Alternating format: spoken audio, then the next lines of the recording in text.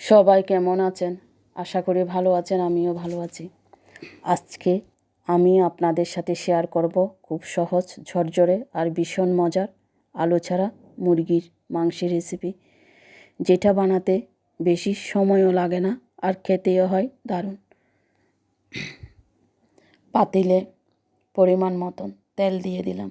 তেল গরম হয়ে আসলে দিয়ে দিব তেজপাতা আর পরিমাণ মতন পেঁয়াজ কুচি।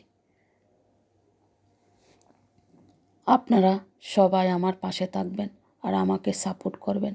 আপনারা সাপোর্ট করলে আমি আরও ভালো ভালো রান্না শেয়ার করতে পারবো আপনাদের সাথে।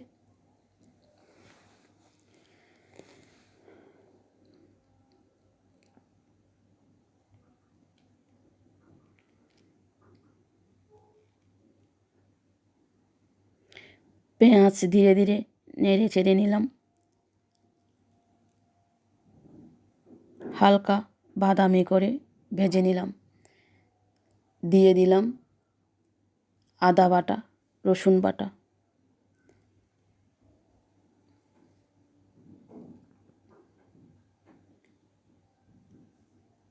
এখন মশলার পালা।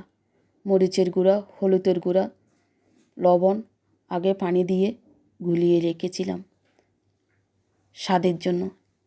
এইভাবে রান্না করলে স্বাদটা ভালো হয়।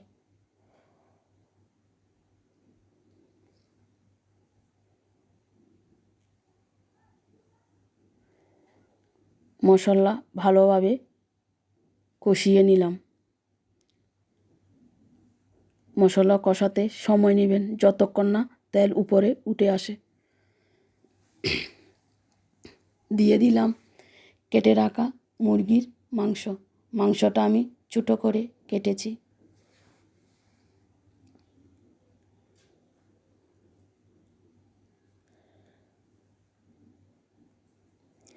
ঢাকনা দিয়ে মাঝারি আঁচে রান্না করব। মুরগি নিজের পানি ছাড়বে, সেই পানিতে ভালোভাবে সেদ্ধ হবে। 5-6 মিনিট পর ঢাকনা খুলে আবার মাংস কষিয়ে নিলাম। এতে মাংস হবে ঝরঝরে আর মশলার স্বাদ ভেতর পর্যন্ত যাবে।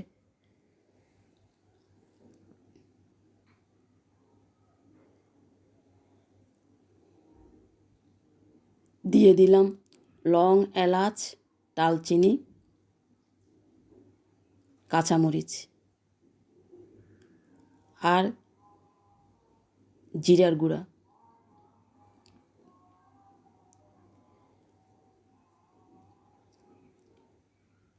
এবার দিয়ে দিলাম গরম পানি। এবার ভালো করে রান্না করে নিব।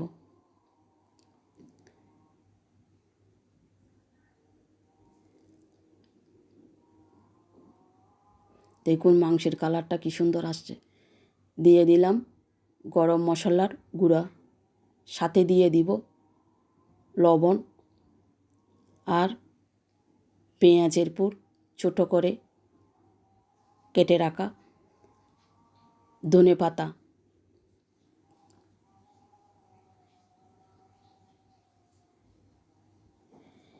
এভাবেই খুব সহজে তৈরি হয়ে গেল ঝরঝরে আলু ছাড়া মুরগির মাংস। গরম ভাত, পোলাও অথবা রুটির সাথে খেতে দারুণ।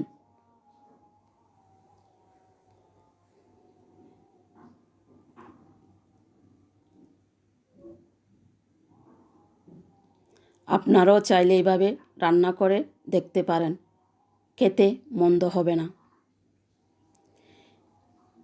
তৈরি হয়ে গেল রান্না। ভিডিওটা ভালো লাগলে লাইক দিন, কমেন্ট করুন আর শেয়ার করতে ভুলবেন না। নতুন নতুন রেসিপির জন্য চ্যানেল ফলো করুন। সবাইকে অসংখ্য ধন্যবাদ আর সবাই পাশে থাকবেন।